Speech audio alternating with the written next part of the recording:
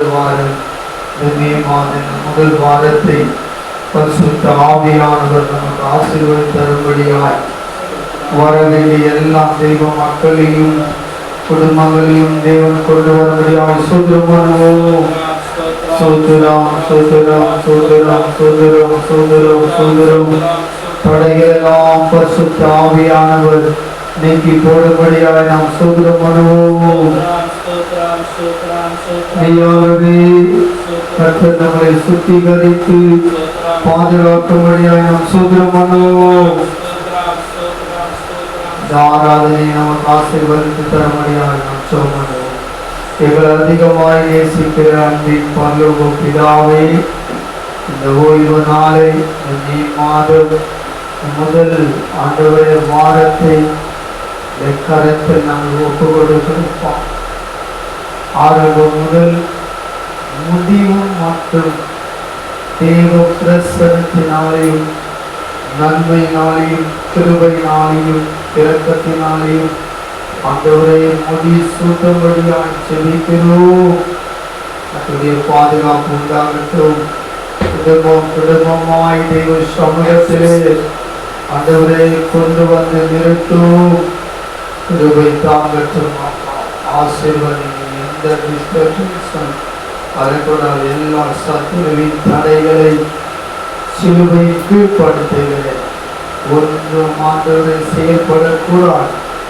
அப்படி பிரசனத்தினால் வருகிற பிள்ளைகளை மூடும். தேவன் வல்லமையாய் கிரியை செய்யும். இயேசுவின் நாமத்தில் ஜெபிக்கிறோம். ஆமென்.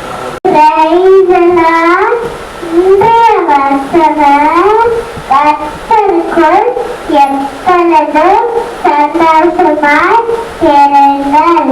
ஆமென்.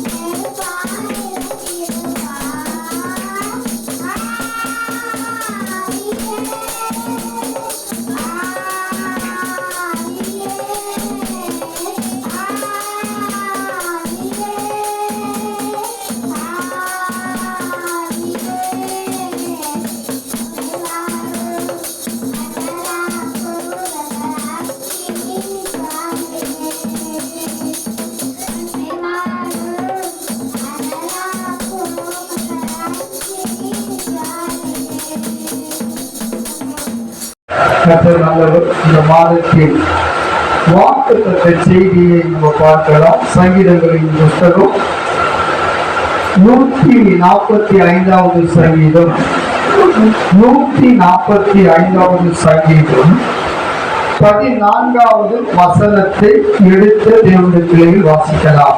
14வது வசனம். கர்த்தர் விழுகிற யாவரையும் தாங்கி, கர்த்தர் விழுகிற யாவரையும் தாங்கி, மடங்கடிக்கப்பட்ட யாவரையும் தூக்கி விடுகிறார். மடங்கடிக்கப்பட்ட யாவரையும் தூக்கி விடுகிறார். கைகளை தட்டுவோம். அல்லேலூயா, அல்லேலூயா, அல்லேலூயா, அல்லேலூயா, அல்லேலூயா. இந்த மாதத்தின் வாக்குத்தத்தத்தை தேவன் நம்ம சபையில் இருக்கிற குடும்பத்திற்கு தேவன் கொடுத்திருக்கிறார். எத்தனை பேர் விசுவாசிக்கிறீங்க? இந்த வாக்குத்தத்தத்தின் படி நீங்க மாசம் 30 நாள் அளவும் நீங்க என்ன பண்ணணும் அப்படின்னு சொன்னா, இந்த வாக்குத்தத்தத்தை வைத்து அனுதினமும் உங்க வாழ்க்கையில உங்க குடும்பத்திலே நீங்க ஜெபிக்க கற்றுக்கொள்ள வேண்டும். அல்லேலூயா, அல்லேலூயா. கொடுக்கப்பட்ட வாக்குத்தத்தம் அது நிறைவேறும், நிறைவேறாமல் இராது, நிறைவேறும். ஆனாலும் கூட உங்க வாழ்க்கையில உங்க குடும்பத்தில நீங்க என்ன பண்ணணும்னா ஜெபிக்க வேண்டும். அல்லேலூயா. வாக்குத்தத்தம் கொடுத்துட்டார் அப்படின்னு நினைச்சிட்டு அந்த வாக்குத்தத்தத்தின் படி நீங்க என்ன பண்ண கூடாது, இருந்து விடக்கூடாது. உங்களுக்கு கொடுக்கப்பட்டிருக்கிற குடும்பத்தின் வாழ்க்கைக்காக, உங்க கணவனுக்காக, உங்க பிள்ளைகளுக்காக நீங்க ஜெபிக்க கற்றுக்கொள்ள வேண்டும். அப்போதான் உங்க குடும்பங்கள் எப்படி இருக்கும், ஆசீர்வாதமாய் கர்த்தர் கொடுத்த வாக்கு தத்துவத்தின்படி அது உங்களுக்கு ஆசீர்வாதமா இருக்கு. கைத்தட்டுங்க. அல்லேலூயா. வாக்குத்தத்தம் கொடுத்துட்டாங்களே அப்படின்னு சொல்லி அந்த வாக்குத்தத்தத்தை நீங்க என்ன பண்ண முடியாது, அப்படியே விட்டு விடக்கூடாது. ஒவ்வொரு நாளும் நீங்கள் ஜெபிக்க கற்றுக்கொள்ள வேண்டும். அல்லேலூயா. கொடுத்த வாக்குத்தத்தம் இந்த மாதம் 30 நாள் வரைக்கும் என்ன பண்ணாது, வாழ்க்கையில சொல்லுங்க, அற்புதங்களையும் அடையாளங்களையும் செய்யணும். அல்லேலூயா. ஏன்னா இது மனிதனுடைய சத்தம் அல்ல, இது தேவனுடைய சத்தம். இந்த தேவனுடைய சத்தத்தை கேட்கிற யாரா இருந்தாலும் அவன் பிழைப்பான் என்று பரிசுத்த வேதாகமும் சொல்லுகிறது. அல்லேலூயா. மனுஷகுமாரனுடைய சத்தத்தை கேட்கிறவன் எவனோ பிழைப்பான் என்று வேதம் சொல்கிறது. கைவிட்டு அல்லேலூயா. வாக்குத்தத்தம் ஜீவனுள்ள தேவனுடைய வார்த்தை, ஜீவனுள்ள தேவனுடைய வார்த்தை. இந்த வார்த்தையை எந்த ஒரு மனிதன் விசுவாசிக்கிறானோ அவன் குடும்பத்தில் அற்புதம் நடக்கும். நடக்காதா சொல்லுங்க. ஐஸ்வர்யத்தாலும் அதோட கூட என்ன கொடுக்காது, கர்த்தர் கொடுத்தா அது உனக்கு ஆசீர்வாதமா இருக்கும். விசுவாசி கொடுத்தா அது உன் ஆத்துமாவுக்கு எப்படி இருக்கும், வேதனையா தான் இருக்கும். இன்னைக்கு இந்த உலகத்துல நாம் எப்படி வேணாலும் வாழலாம், அது விஷயம், அது பெரிய விஷயமே கிடையாது. எப்படி வேணாலும் வாழலாம், அதாவது நினைக்கிற வாழ்க்கை வாழலாம், அது ஒரு பெரிய விஷயம் கிடையாது. அல்லேலூயா, அல்லேலூயா. உன் ஆத்துமா வேதனைப்படும் போதுதான் நீ அங்க கூப்பிடுவே, ஆண்டவரே அங்க கூப்பிட வேண்டிய சூழ்நிலை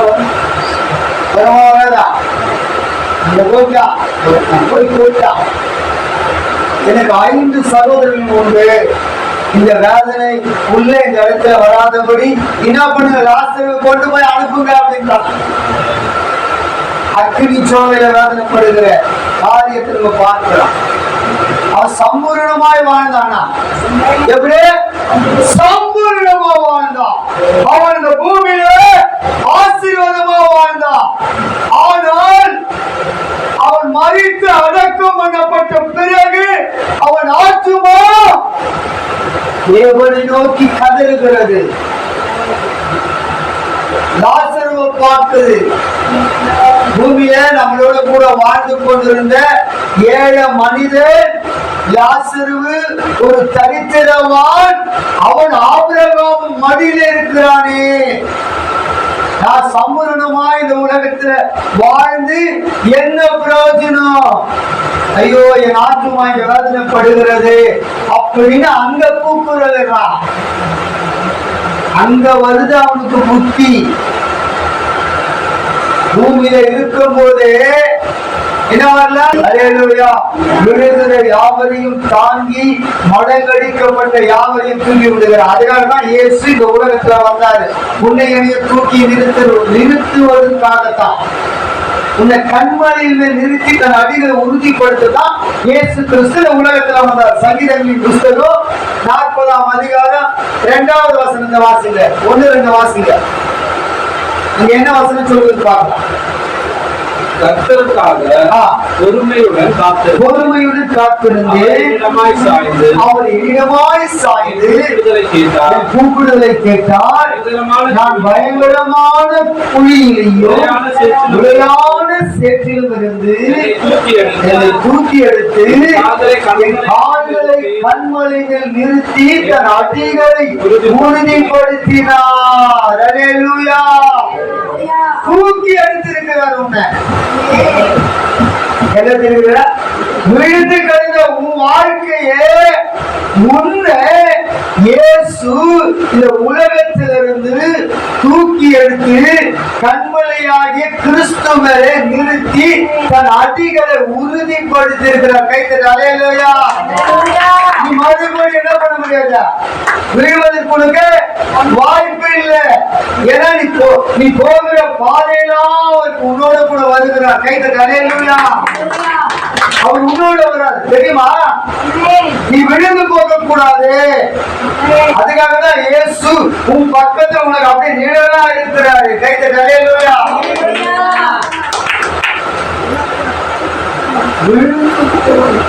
விழுகிற யாவரையும் தாங்கி மடங்கடிக்கப்பட்ட யாவனை தூக்கி நிறுத்தி இருக்கிறவர் நம்முடைய தேவன். அல்லேலூயா. அவரை போல இந்த உலகத்தில் ஒருவரும் கிடையாது. எதுக்கு விசுவாசிக்கிறீங்க? நமக்காக ஜீவனை கொடுத்த ஒருவர் உண்டானால் அவர்தான் இயேசு. கைத்தட்டு அல்லேலூயா. உனக்காக ரத்தம் சிந்தி என்ன பண்ண தெரியுமா? உன்னை மீட்டெடுத்திருக்கிறார். இதை வாழ்க்கையில மறக்க கூடாது. சங்கீதத்தின் புஸ்தகம் 146வது சங்கீதம், 146வது சங்கீதம் 8வது வசனத்தை வாசிங்க.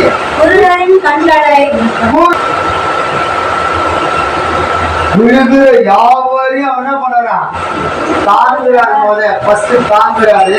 அதுக்கப்புறம் என்ன பண்றாருங்க? விழுகிற போ, நடந்து போ, நடந்து போ.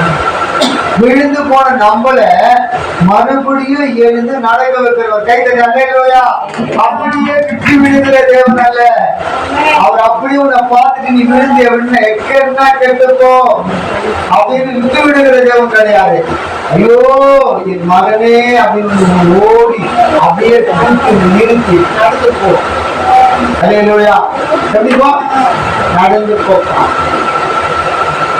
ஒழுங்கா நட. குடும்பம் நல்ல நடத்து. நல்லா ஜெபம் பண்ணு. சொல்லிக் கொடுக்கிறார். நம்முடைய தேவன் நம்முடைய குடும்பத்தை விசாரிக்கிறார். யாரோட விசாரிப்பார். எப்படி விசாரிப்பார் சொல்லுங்க? எப்படி விசாரிப்பார்? உன்னை எப்படி விசாரிப்பார் சொல்லுங்க? எப்படி விசாரிப்பார்? ஊழியக்கார மூலியமா விசாரிப்பாரு. ஊழியக்கார வழியில பார்க்கும் போது நல்லா இருக்குங்களா, இருக்குங்களா, சபைக்கு போறீங்களா இல்லையா அப்படின்னு கேட்போம். ஐயா போறீங்களா? அம்மா உண்டியா போவாதம்மா, குடும்பமா போமா சபைக்கு அப்படின்னு சொல்லுவார். இல்லையா? குடும்பத்தை தேவன் ஏற்படுத்தி ஆசீர்வதிக்கிற தேவன். எடுத்தவர்கள் வாசித்து பாருங்க. ஒரு சில வசனங்களை நான் மத்தியிலே கொடுக்க ஆசைப்படுகிறேன். நம்முடைய தெய்வம் நல்லவராக இருக்கிறார். நீதிமொழிகள்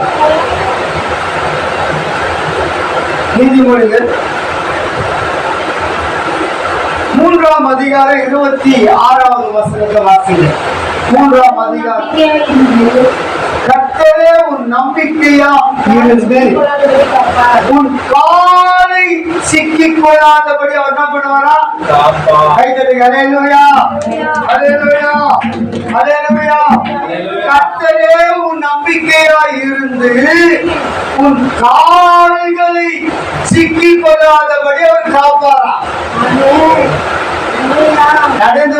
நடக்கும் போதே நம்ம என்ன பண்றோம்? சிலர் விழுந்து வர்றான். எல்லாம் நடக்கிறவனே விழுந்து வர்றான். கண் பார்வை இல்லாதவன் கரெக்டா நடக்கிறான். கண் பார்வை உள்ளவன் என்ன பண்றான்? நடக்க முடியாத விழுகிறான். ஆனா கண் பார்வையே இல்லாத ஒரு மனிதன் கையில் ஒரு கோலை வைத்து தட்டி தட்டி தட்டி தட்டி தன்னுடைய பாதையில எப்படி போறான்? சரியா போறான். கைத்தட்டி அல்லேலூயா. கண் தெரிஞ்சவன் என்ன பண்றான்? தடுமாறி விழுந்து விடுகிறான். ஆனாலும் கூட அவன் விழுந்து விடுகிற அந்த மனிதனை அப்படியே தேவன் விடாமல் அவன்கிட்ட ஓடி வந்து அவனை தூக்கி விடுகிறார். கைத்தட்டி அல்லேலூயா. எத்தனையோ பேர் வண்டி ஓட்டி போறாங்க. வண்டி ஓட்டின்னு போறாங்கன்னு வச்சுக்கோங்க, அவன் மெதுவா போவானா ஃபாஸ்டா போவானான்னு தெரியல. திடீர்னு ஒரு ஆக்சிடென்ட் ஆகணும், என்ன பண்ணுவான்? அடுத்த செகண்ட் என்ன பண்ணுவான்? அடுத்த செகண்ட் சொல்லுங்க, கண்டிப்பா விழுவான். விழுவானா விட மாட்டானா? அடுத்த செகண்ட் 2 பேராயிலும் யாராயிலும் ஒருத்தர் விழுவான். விழுந்து அவனை கேட்பான், நீ ஒழுங்கா வண்டி ஓட்ட மாட்டியா அப்படின்னு கேட்பான். அவன் கேட்பான், இவனை கேட்பான், நீ வண்டி ஒழுங்கா ஓடி வர மாட்டேன், இவ்வளவு ஃபாஸ்டா ஓடிட்டு கேட்பான். கேட்க மாட்டானா? 2 பேருக்கு ஆக்சிடென்ட் ஆனா கண்டிப்பா 2 பேர் என்ன பண்ணுவாங்க? பிரச்சனை கண்டிப்பா வரும். மெதுவா வந்தாலும் ஆபத்து தான் இருக்குது, ஃபாஸ்டா வந்தாலும் என்ன இருக்குது?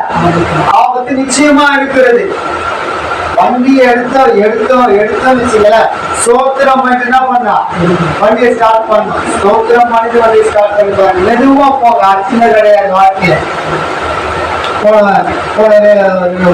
நாளுக்கு முன்னாடி ஒரு மனிதன் இந்த இடத்துல ஒரு பெரிய இடத்துல வண்டியை தானா செஞ்சுட்டான்.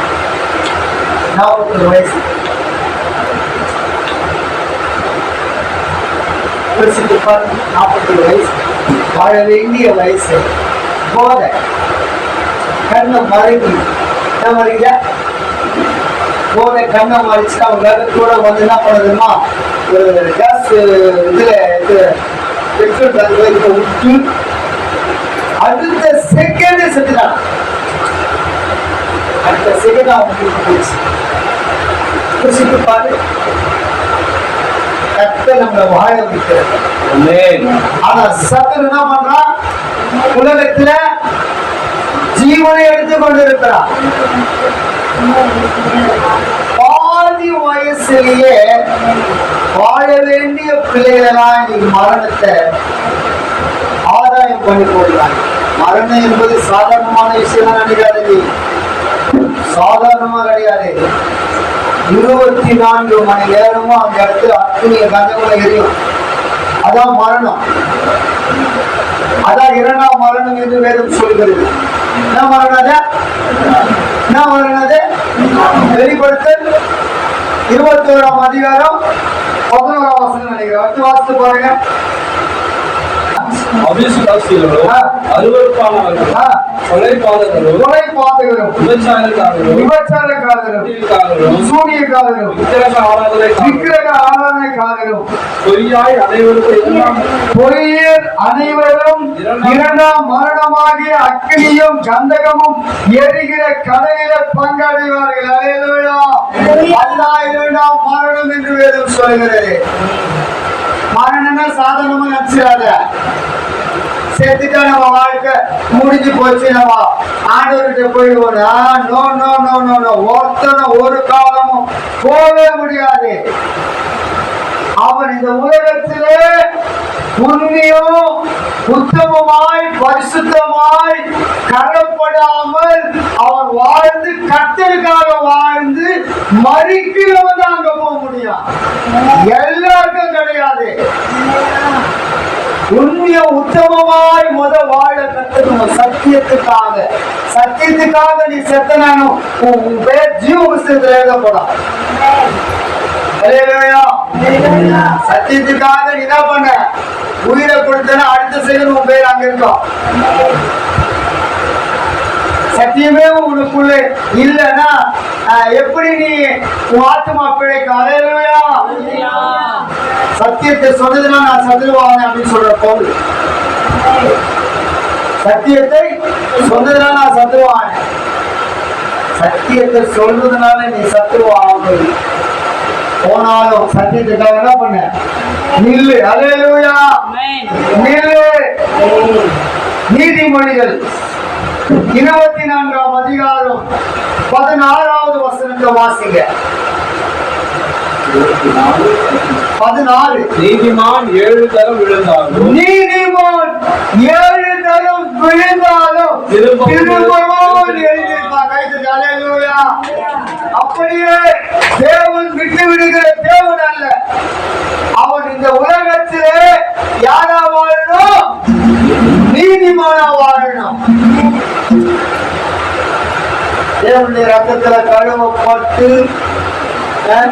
நம்ம எப்படி வேணாலும் வாழலாம், நம்முடைய வாழ்க்கை அப்படின்னு நினைக்க கூடாது. அல்லேலூயா. நீதிமான் 7 தரம் விழுந்தாலும் திரும்பவும் எழுந்திருப்பான். அல்லேலூயா. திரும்ப வேணா எழுந்திருப்பானா. அவன் ஆண்டவர் அப்படியே விட்ட மாட்டாரு. அப்படியே தேவன் அவன் மரணத்துக்கு ஒப்பு கொடுக்கிறது கிடையாது. அல்லேலூயா. எழுதப்பட்ட இந்த சங்கீதத்திலே தாவீது விழுந்து போன மனுஷன் தான். அல்லேலூயா. தாவீது என்ன பண்ண சொல்லுங்க, தேவனுக்கு விரோதமான பாவத்தை செஞ்சான், பொல்லாப்பை செய்தான் அப்படின்னு சொல்றான். பொல்லாப்பு அவன் செஞ்ச பாவம் அவனுக்கு தெரியலையா? அவன் செஞ்ச பாவம் அவனுக்கு தெரியலன்றான். நான் ஆண்டவருக்கு விரோதமான பொல்லாப்பு செய்தேன். தெரியாதா? தெரியுமா? தெரியுமா தெரியாதா? அவன் செய்கிறது பாவம் என்பது அவனுக்கு தெரியுமா தெரியாதா? தெரியும். தாவீது செஞ்ச பாவம் கர்த்தருக்கு தெரியும். தெரியுமா தெரியாதா? தெரியாது. கண்டிப்பா இருக்கும். அவருக்கு தெரியும். அதனால அவன் பாவம் செய்திருக்கான். ஒப்பு கொடுக்கப்பட்டு மறுபடியும் அவன் என்ன பண்ணார்? ஆண்டவரை கூப்பினார். தீர்க்கதரிசியை கொண்டு கர்த்தர் அவனுடைய பாவத்தை சுட்டி காட்டினார். அதுக்கு பிறகுதான் கர்த்தர் விரோதமாய் பாவம் செய்தார். அப்படியே தாவீதை கர்த்தர் விட்டிருந்தா வாழ்ந்துமான்னா இருக்கான். என்ன இப்ப சொல்லுங்க, நடந்துதான் போயிருக்கான். நீ சாகாதபடி கர்த்தர் உன்னால இருக்கிற கிருபையா இருக்கிறார் அப்படின்னா அப்படியே விட்டுட்டு இருந்தா இந்த தாவீது கதை அவ்வளவுதான் முடிஞ்சு போயிருக்கோம். ஏன்னா தாவீதை விட அவருக்கு என்ன இல்ல மனசு இல்லை. ஏன் என்று சொன்னால் தாவீது தன் இருதயத்துக்கு ஏற்றவனாய் கண்டதுனாலதான் அவன் இன்னும் பாவம் செஞ்சாலும் கர்த்தர் அவனை மன்னித்து அவனை தூக்கி எடுத்து நிறுத்தினார். கைதட்டலையா. இன்னைக்கும் தேவன் நம்மளையும் அப்படிதான் செய்கிறார். ஒரு சில நேரத்துல கர்த்தருக்கு விரோதமாய் பாவம் செஞ்சு வச்சீங்களேன், அப்படியே விட மாட்டார் ஆண்டவர். மறுபடியும் அந்த பாவத்தை செய்யாதமா அப்படின்னு தேவன் என்ன பண்ணுவார்? உண்மையில சொல்லுவார், இவன் செய்யாதமாவே இவரு சொல்லுவார், பேசுவார். அவர் நம்ம கூட பேசுகிற தெய்வம். நீ அப்படியே பாவம் செய்ய அப்படி நடந்துருக்கோ அப்படின்னு விரும்புறது அவங்களுக்கு கிடையாது. பேசுவார், செய்யாத, செவி, சபைக்கு போ, என் விசுவாசி அப்படின்னு. பிரியமான கர்த்தருடைய பிள்ளைகளே, இன்னொரு ஒரு வசனத்தை நான் சொல்லுகிறேன், எடுத்து வாசிப்பாங்க. சங்கீதங்களின் புத்தகம் 94வது சங்கீதம் 18வது வசனத்தை வாசிங்க. 18 94 18.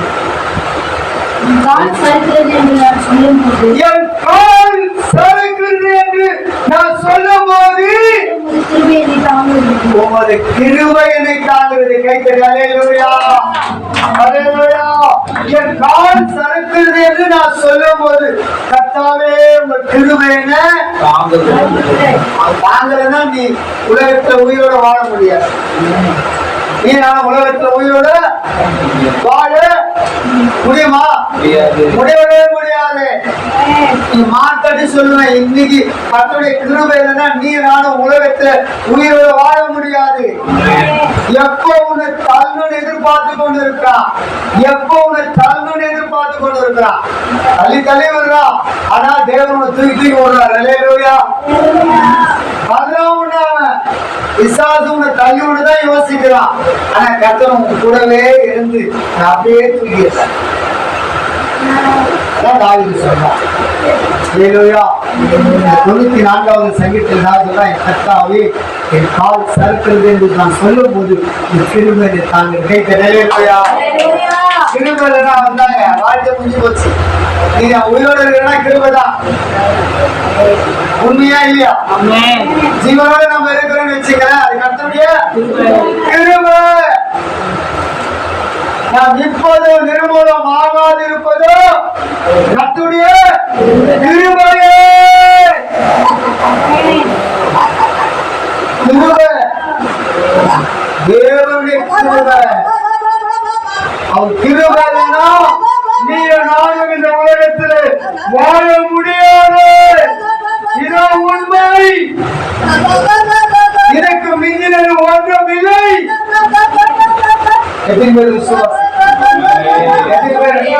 நம்புறீங்க? நீதிமானா இருக்கிற உண்மை நீ இயேசு கிறிஸ்துவின் ரத்தத்தினால கழுவப்பட்டதுனாலதான் ஆண்டவர் நீ விழுந்தாலும் உன்னை அப்படி தூக்குறாரு. ஐயோ என் மகனே என் மகளே அப்படின்னு தூக்குறாரு. நீனா விழுந்து போ அப்படின்னு சொல்லி போறது நமக்கு விழுந்து போ அப்படின்னு பார்த்து போறது கிடையாது. விழுந்தாலும் வந்து கொச்சி அரவணைச்சு மெதுவா பார்ப்போம் அப்படின்னு நம்மளோட பேசுகிறது. வண்டி ஓட்டும் போது சொல்லுவார் ஆண்டவர், பாஸ்டா போவாத, பாஸ்டா போவாத, மெதுவா போ அப்படின்னு தெரியுமா முடியா? சொல்லுவாரு சொல்ல மாட்டாரா? கண்டிப்பா சொல்லுவாரு. ஒரு சிலர் வண்டி ஓட்டுறாங்க பாரு, ஐயோ ஐயோ ராத்திரி என்ன ஆயிடும்,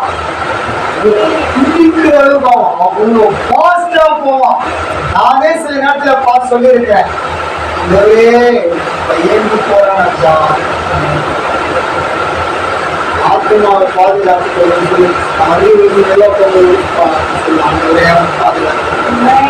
விசாரிச்சு நடத்ததுதான் பாஸ்டா கொண்டு போய் எல்லாரும் உங்க மோதி காலோ கையோ ஜீவன் என்ன பண்ணிடலாம், அடுத்த செகண்ட்ல எடுத்துடலாம்.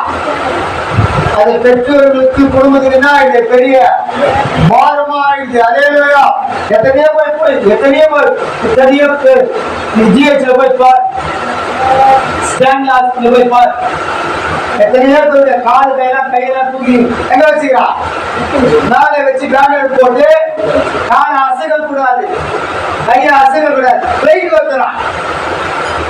வண்டி ஒழுங்கா ஓட்டிட்டு போனா உன் வாழ்க்கையில் எப்படிலாம் ஆபத்து வருமா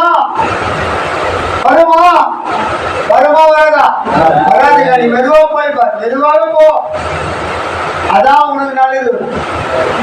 நீ பாஸ்டா போய் என்ன காரியத்தை சாதிக்க போற போய் பார், ஜிஹெச்ல போய் பார், கேந்திராஸ்ல போய் பார், ஸ்டாமியாஸ்ல போய் பார், பிளைட் வச்சிருக்கா. இதெல்லாம் விபத்து நடந்து கொண்டிருக்கிறது. ஆனால் கூட ஒரு சில உயிர்களை கட்டணா பண்ணதுமா பாதுகாக்கிறார். ஒரு சில உயிர் பாதுகாத்து வச்சிருக்கிறார்.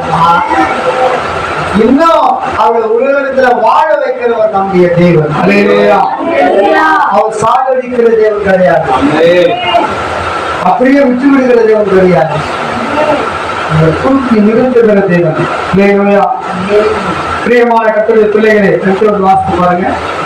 மீகாவின் தீர்க்கதரிசி புஸ்தகம், மீகாவின் தீர்க்கதரிசி புஸ்தகம் 7ஆம் அதிகாரம் 8வது வசனம். என் சத்துருவே வாசிமா, என் சத்துருவே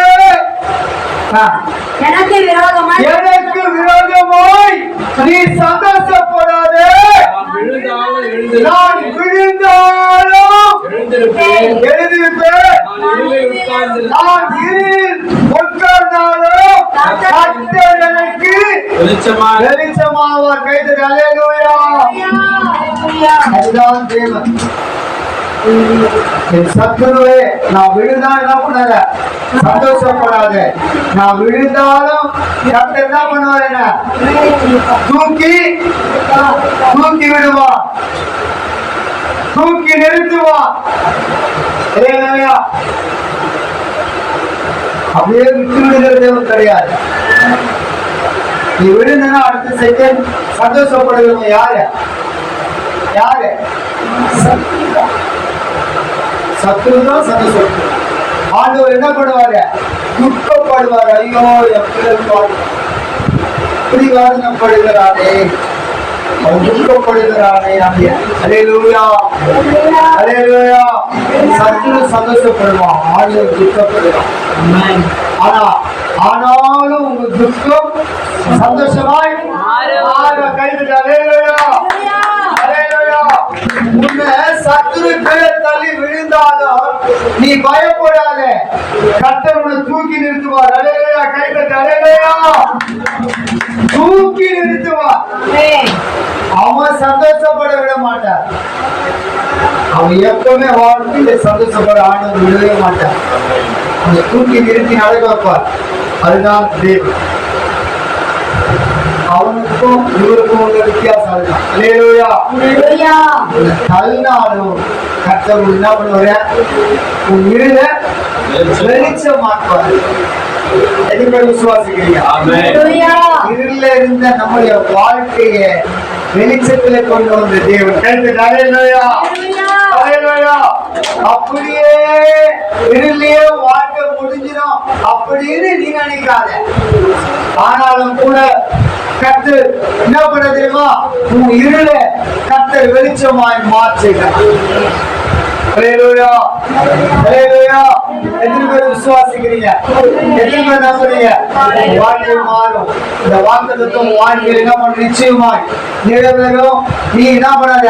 மறந்து இருந்து விடாத. ஜெபிக்க மாத்திரம் மறந்து இருந்து விடாத. இந்த மாத வாக்குத்தத்தம் உன் வாழ்க்கையை உன் குடும்பத்தில் நிறைவேற வேண்டும் என்றால் உன் வாழ்க்கையில அனுதினமும் என்ன பண்ணா? மேல வரணும்.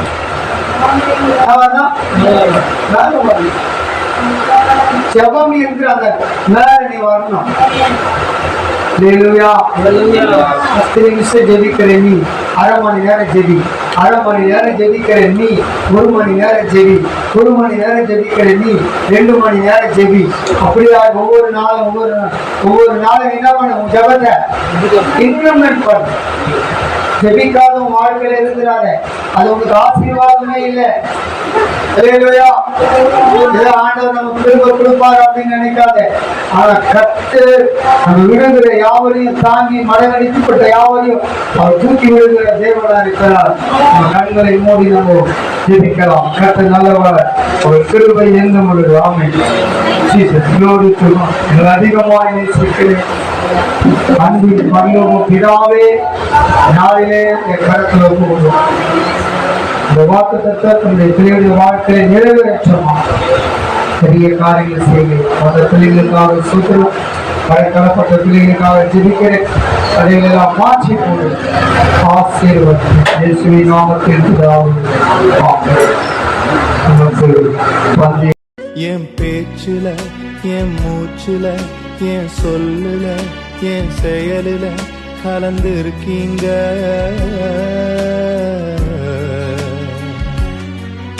என் நினைவுல, என் நடத்தையில, என் உணர்வுல, என் உயிரில கலந்து இருக்கீங்க.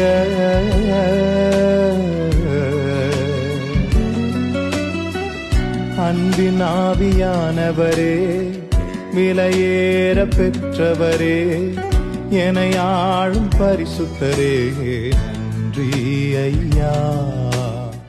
என் பேச்சுல, என் மூச்சுல, என் சொல்லுல, என் செயலுல கலந்து இருக்கீங்க.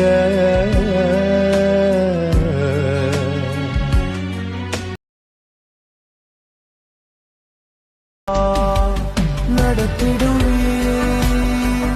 இனிமேலும் கடைசி வரை நடத்திடுவே நடத்தி